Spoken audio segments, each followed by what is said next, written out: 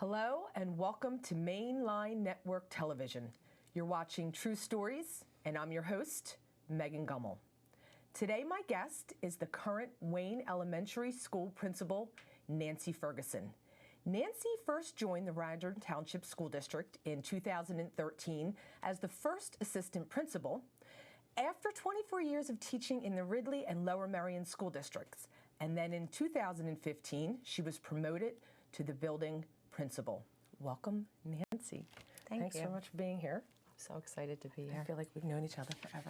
We have. You're one of the first parents I met when I first came. We do, and I had the privilege of being on the hiring committee for you, which was quite an experience. Glad you got the job. Glad I'm here. Yes. So I gave a little intro about a little bit about your background. So just a little bit more about those 24 years and your journey and what led you to Wayne Elementary School. Well, it's been a fun journey. As you mentioned, I was an elementary school teacher for 7 years in the Ridley School District. Oh. I graduated from college, I got married 3 weeks later, and I became a long-term sub in October. So I landed in a really good spot with one of my best friends, and I spent 7 years there. I had my son in Ridley, and I was waiting to have my daughter. And I took a maternity leave from there, and in the meantime, another opportunity arose. My husband had been a student teacher in Lower Merion. He then was hired. He took a tour, and the principal was asking for hey, do you know any good teachers? He said, my wife. So it's kind of in the family. So it's kind of in the family. So I ended up in Lower Merion for 17 years. I taught 8th grade history, and it was a blast. Did you always know you wanted to be a teacher? Because I think at any given point, most kids, when you ask them, what do you want to be when you grow up, which I'm not crazy about that statement necessarily, but did you always know you wanted to be a teacher? I think in 3rd grade, we had to do a project, just, hey, where do you see yourself as an adult? And I wanted to be a teacher or a nurse. So my mother's a nurse. Oh. And I really do like helping people. Clearly, anybody in any nursing, any of those professions. Inspiring. It's a service profession, right? It is. And so my mother was a nurse, and I liked her uniform, and I liked she was actually the assistant director at Harley Manor in Springfield for 20-some years. I found her job. Were you ever a candy striper? I was not. I actually was not, but I would go in and and visit. And so when I was time to go to college, I was like, I think I'm going to go to nursing school. And I went to the University of Delaware. I went first semester, and it's a problem if you don't like blood. Yes. Or needles. And some people don't. So I had this moment where I was like, I think I need to change this up. Yeah, we need to figure this out before you're at the operating table and suddenly you're passing out on the job. Yeah. So I just switched my major in my beginning of my career, and I've been happy with it ever since. Well, see, that is a great example of you don't always necessarily know what you're going to be. What your path is going to be. Exactly. No, and I think it's hard. You mentioned right away when you said you hate the question about what are you going to be when you grow up, and I think there's a lot of pressure on parents and kids to say, what are you going to do? One thing I've learned, I have 2 children. My son is 27 and my daughter's 24, and both different paths, but right now they're currently both in law school. And they're both living home, and it's wonderful. And yet we say it's the journey. I have to tell you. It is the journey. I'm 50 and I'm still trying to figure it out. Exactly. So I think we put a lot of pressure on ourselves to say, what do you want to be? What are you going to do? We have to be open to that. Sometimes opportunities present itself differently. Yes. Timing is everything. And to just embrace every opportunity and experience, because one thing gets you to the next. And utilize the support that's around you. Exactly. That's excellent. So so I ended up here, I'm sorry, 1 second. So after 24 years, my daughter was a senior in high school, and I had taken coursework, and I had done a lot of different leadership things and professional learning. This is actually the interesting part of my journey to Radnor is I actually, prior to becoming the assistant principal, I had been a finalist 2 years earlier for a position here. Oh, and get out of here. I did not get the position. Oh, well. Of course you're disappointed. Timing's everything. But timing is everything, and I think when it's right, it's right. Exactly. And so I had never planned on leaving, but I thought if I'm going to do administration, because I came as a classroom teacher right over to here. I left my classroom on a Friday, and I came here on a Monday. And that's another great example of perseverance, and if this is meant for you, timing is everything. And you I met you. You didn't just I hang met your the head and walk community. away. It's not meant for me. No, it's not maybe meant for me right now. And you really have to reflect. You do. You know, what was it that it wasn't right at that point? Exactly. Or what Maybe did you what need was to do? missing and what do I need to do? So what do you find to be the biggest challenge? You had the history of teaching. For the teachers that maybe you're thinking even to go on to be a principal, what would you say is the biggest, maybe something you didn't realize would be a challenge? I don't know if teachers are fully aware, maybe they are, of the scope of what the principal does. I think the biggest challenge is it's a little bit, this sounds silly, a little bit lonely in that we know Lonely each at the other top. well. Well, it's, I'm not at the top, No, you know what I mean.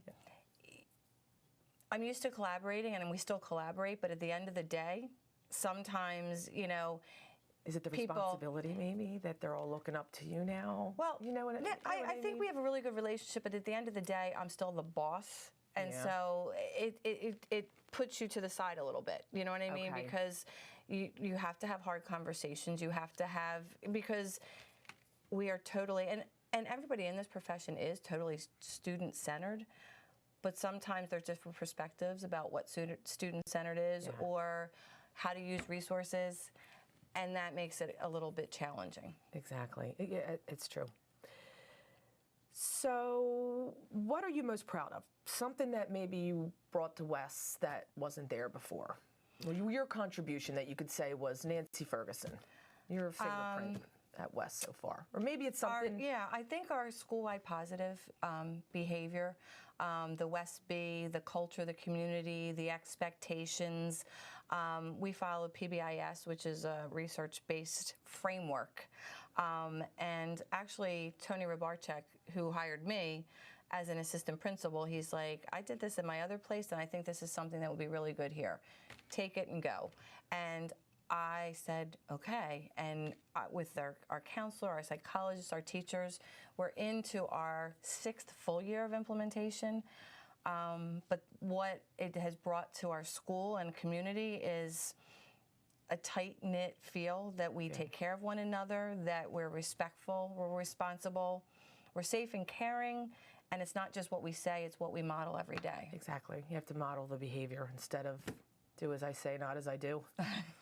Exactly. Which is kind of what I heard a lot growing up. So that all was part of, wasn't there a change of the mascot at the Wayne Elementary? There was, yeah. That whole, and what I like is it's also being held accountable,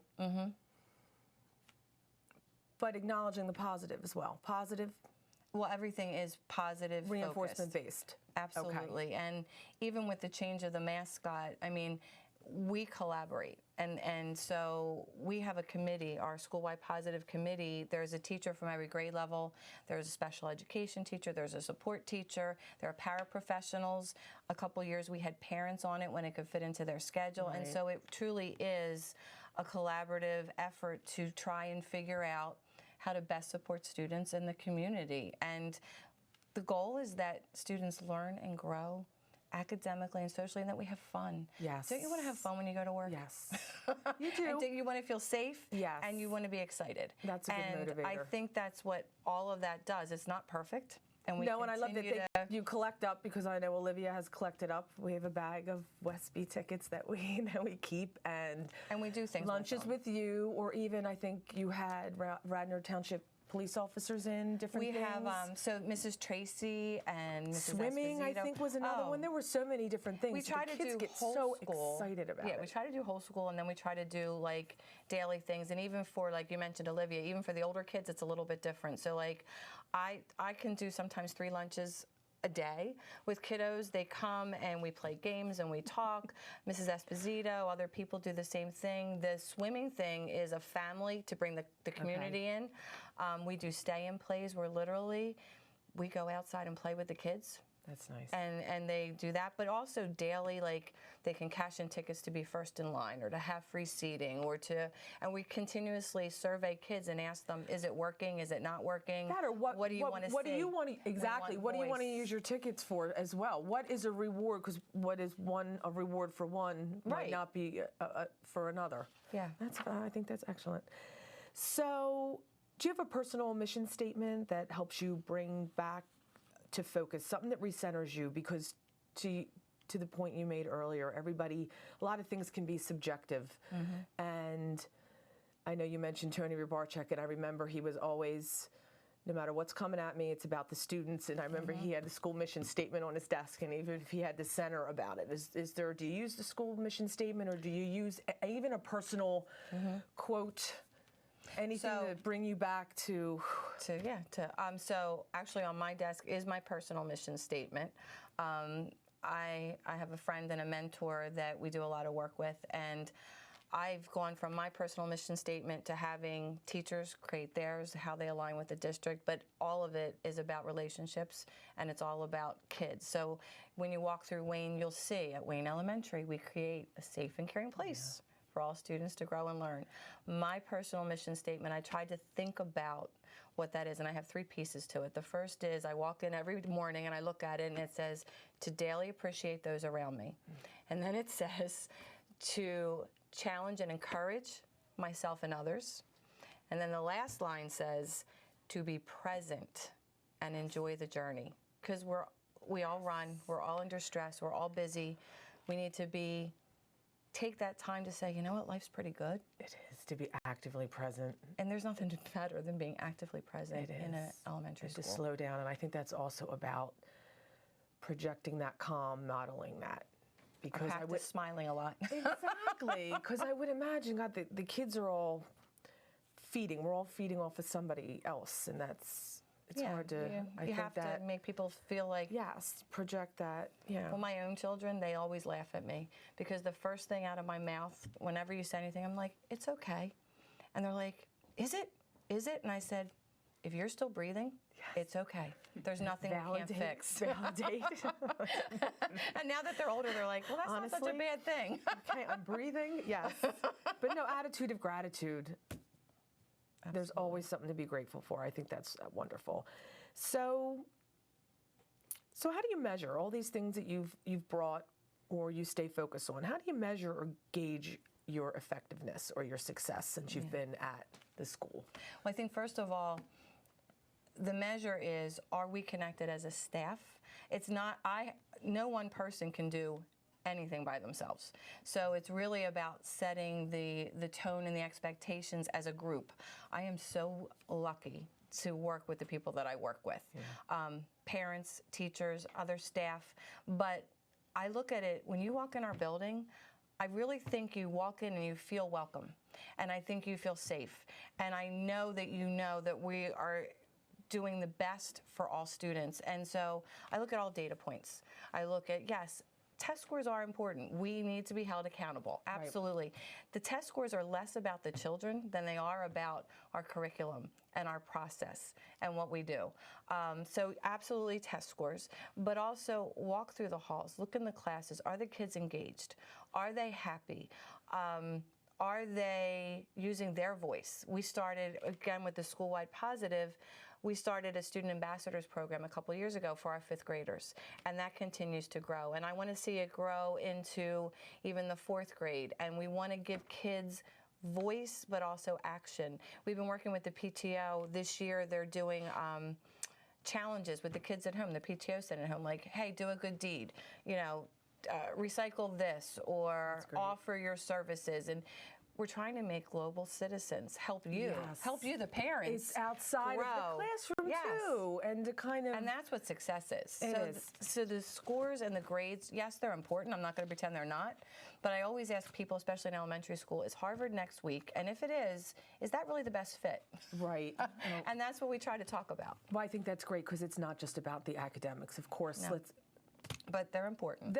They are. I mean, they are a measure. But they're a data. I care about how the kids feel. And some things you don't have a choice over. Those state-mandated requirements that you have. Right. You don't have to like them, but we need to and we need to accept and embrace and rise to the occasion as best that we have. Yeah. So sounds like the kids are very supported. How about, other than you, do the teachers, what do the teachers do? They're phenomenal. I know they're phenomenal, and I know they can lean on each other, because I think it's important that I often wonder, so much is, I think, expected nowadays in the public school setting of the teachers. I believe there's a little bit maybe more support in place, but I often wonder, you know, teachers and the staff and even yourself, you have families too. Yeah. You know, sometimes I think it's, you know, yes, you're superheroes to the kids, but you also go home and your wife and your husbands and your sons and your daughters. And I think it goes back again to what we're trying to do for each other. And I think all work environments are different. And there's different times of the year where you're like, oh, okay, this is tax season. Meaning, you know, you're up, and we really try with our culture to give, you know, like, for example, this was really kind. A community person reached out to me and said, we'd like to come offer massages. You know, those 10-minute massages. So they came in, I did for 10, my teacher leaders, like, that are on the board with me. I said, sign on up, the office staff, and then we did it for our paraprofessionals the next time. Well, they noticed that we had so many more people that they said, you guys it's so nice here, and what you're doing for kids, they're coming back. That's wonderful. Because there's almost 100 staff at Wayne. These little things, and there's that moment to just take a break, and I think you really do have to be able to unplug for a little bit. Yeah, yeah. You know, and I think that teachers, they're probably always on. They are, but you know what? We, if you're in education, and not if you're not in education, but we love our kids, and all we want to do is make sure that they're safe and taken care of and happy. I mean, kudos that to is the our teachers. Mission. I'm just saying, from a giving factor, Absolutely. like a class full of kids, and then you go home to your own. Well, yeah, I've lived that too, and it's different. You know, it's really hard when your kids are in the grade that you're teaching. You're just like, oh my goodness, I've done this all day. I think you'd be better at that, but I think it's a. No, you're like, I've seen that all day. You're just kind of. Yes. You know, we all have to go home and recharge. I guess that's what it is. But every job has to recharge. I know. You know, and and everybody again, has all that. this is my perspective of coming. Like, God bless. I don't know. Wow. Yes. But everybody has that. Okay. So, is there something that you find most rewarding? I know I had Mr. T and Mr. White here, and he said the relationships, the relationships with everybody. Absolutely. It's every day's different. Sometimes you like to be a little slower, but I like the unexpected piece of it. I love, like, and it's funny, as you get older, I talk about different seasons, right? So when I was coming out of school, I could never be a kindergarten teacher. Oh my goodness, I could never be a kindergarten teacher. Now when I need a little pick-me-up, I walk down to the kindergarten. You're like a rock star. They're like, hi, you know. See, that must be wonderful. That must be wonderful to get the, because that's how I look. I would think, oh, okay, I could do kindergarten. Kindergarten I couldn't do is middle exhausting. school. But then I remember telling the story at staff appreciation luncheon. It was Beth Niffen, who has since retired. Yes. And she had Emerson, my third, and I went in to volunteer just for craft, a 30-minute craft. That's and I kid you not, it was Mrs. Niffen. I think she had an aide. There was myself and 4 other parents, and after 30 minutes, I went home like, I don't know how. That's what I mean about the people have different skills and she was and wonderful at it. Clearly, yeah, I made the right decision not being a kindergarten teacher. So, I have a little Martin Luther King quote, and then Martin Luther King Jr. quote, since it's Black History Month. And then we're going to get to a little kind of round robin, little questions, so we get to know you, fun questions. So, a quote from Martin Luther King Jr. is, "The function of education is to teach one to think intensively and to think critically. Intelligence plus character, that is the goal of true education." Would you agree with that? Amen. Okay. When you walk through our school, you'll see a lot of growth mindset quotes in the office, through the building. Very positive. I love that. You can. Yes, you can. I think that's great. Don't judge me. I want to just walk through the office like, yes, I can. Don't judge me by my successes. Judge me by the times I've gotten back up. That's some of them. Well, that's, yes, the man in the arena. And it's also even, there's a wonderful quote. It's simple, and maybe you've heard it, is, if you're going to judge a fish by its ability to climb a tree. Exactly. Yep. I think of that all the time when contrast and comparison, we need it in some regard, but not against each other, I think, in at least capabilities and abilities. Yeah. So, okay, little questions to get to know you. Sure. What would be your dream vacation?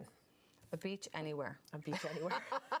A beach anywhere. I agree. Anywhere near water, sun, but I have to be able to swim and paddleboard. Yes. And activity. Do all the good stuff. Crystal clear. Oh, I don't Crystal even blue care. waters. No, you don't even care? No. Because I have to say, the blue waters, but Yeah. here's the thing. I prefer the still to the waves. Do you like a wave? I like a wave. Do you? Okay. I like a wave. I the actually still. said to my husband last weekend, we go to the shore a lot.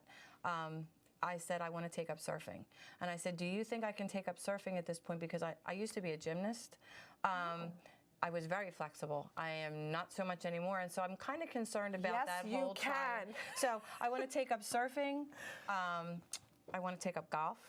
And what was the other? And Really? sailing, yeah. Sailing, definitely. So we'll see how that all works out. All right, so kind of on the same line, Yeah. if you could take the students on a field trip anywhere in the world, where would you take them? Is there any place you think you'd want to take the kids to experience? So when I was an 8th grade history teacher, I took the whole grade on a lot of field trips. I took them to Washington, D.C., I took them to New York, we went to see Miss Saigon, we were in the Apollo Theater. I did cartwheels across the Apollo Theater. Oh, did you Because, really? yeah, and you know, the Kudos to you. stump and all that. Is there any pictures or video? There probably is. My friend Mary, she's 70-something now, but yeah, she always found that amazing. I'm like, you get a clip of that? but I think field trips and I think anywhere are so important. Go someplace that is a stretch for you. Go someplace that you don't know anything about. Get in a different perspective. My girlfriend that I referenced, she turned 60 last year. We went to Oaxaca, Mexico, and we spent, because that was her favorite place in the world, and it's landlocked. There's no water. I was a little sad, I'm not gonna lie. Oh. But took a cooking class. I'm like, where's the beach? Where's the pool? There was none. But my point is, like, you gotta go and step out of what is comfortable for you, because there is a whole world out there, and people are very similar, but they're also very different, and you need to have that perspective. So I don't have a particular place I would say to go. I would just say, make it different than what you already know. And maybe it's different for every kid and get them out of their Absolutely. comfort. Because I think it's wonderful, and I know you do the International Week, and now we can Google any place in the world, but it's not the same as actually experience it at all. And I think you're right, because bravery is defined actually by fear. Oh my gosh. So talking about surfing, my kids used to take surfing lessons, and there was a little kiddo there years ago, and he had a whistle, and my daughter's girlfriend got hurt like the very first second, and she's like, I'm not going back in, and she's with me for the week. And this little kid comes running over with a whistle. He's like, get in there. He goes, fear ends where faith begins. And I just laughed. That's my family's mantra. Yeah, I love that. This little kid's name was Jimmy. Yeah. Jimmy's probably 25 years old at this point, but that's our mantra. Oh God, I'm having a flashback of being thrown into the pool when I was younger. All right, real quick, let's go on. Favorite book? The Last Lecture by Randy Pausch. It's in my office, and that's that Carnegie Mellon professor, and every year they have someone come give the last lecture, and he had stage 4 pancreatic cancer. I read that. And but it's about energizing others. It's about overcoming barriers. I know, I have chills. Oh my goodness. Thank you for reminding me of that. Because I'm like, it's in my office, and I look at it because we all get in bad moods, God, I and we all remember get watching stressed. it. He did an audio, so that is a great one. Yeah. Repeat that for our viewers. The Last Lecture, Yes. Randy Pausch. Favorite musician? Bruce Springsteen. I think I've been to over, I know, and that's very polarizing, because some people are like, oh goodness, but I was in 6th grade when he first came on the scene. I remember a friend loved him, and had a wife and kid in Baltimore. Jack. My first concert was Born to Run with my best friend. Is that what that was? From elementary school, 1st grade. She's still my best friend.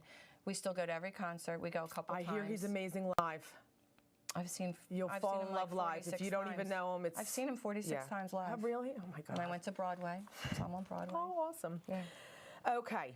Bruce Springsteen, we know that. Springsteen, yeah. Any hobbies? Anything? Clearly not golf yet, and not surfing. No. Anything you're doing now, and not dreaming of? No, I like to be physical. I'm a little out of shape, but I like to walk. I like to bike. I like to, things like that. I like to be outside in the sun. Okay. And I know we talked about mission. I was going to see if you have any favorite quotes. Well, I think about Maya Angelou, and we all talk about this as a staff. People will forget what you say, what you do, and I'm paraphrasing this because this is clearly not, but how you make them feel. Yeah. And our biggest, all of us at Wayne, and is about, we want people to feel good. We want them to feel safe. We want them to feel accomplished. We want them to feel excited. So that's the intention, which is really the underlying force behind everything. When you come into our lobby, a kindergarten teacher, Lynn Shuda, said, you got to have this book, you got to have this book, and it's All Are Welcome Here. And we bought one for all of the kindergarten kiddos, and it's set there, and that's our mission. Oh, I love that. All right. And I'd asked you to sign, but I already know you're a Libra. We did, yes, but you are as well. So we'll end with this. I had asked Mr. White and Mr. T this question, and they were speechless. That's so rare. I'm wondering if you, exactly, which is what was their response. So if you could make a rule for one day and everyone had to follow it, what would it be? Oh, it's easy. Kind. They have to be kind. Yes, that's beautiful. Well, and that's mentioned every day, actually, by Rebecca Savage. She has a better voice than I do, and she'll say, welcome. Remember, kindness is a muscle. Let's work it out today. It's so true. So we'll end That's on that. Rebecca. That was from her. So be kind. Be kind. That's beautiful. Have fun. Learn, grow. Exactly. Thank you so much for coming on. This was so much fun. Thanks for having me. I really appreciate it.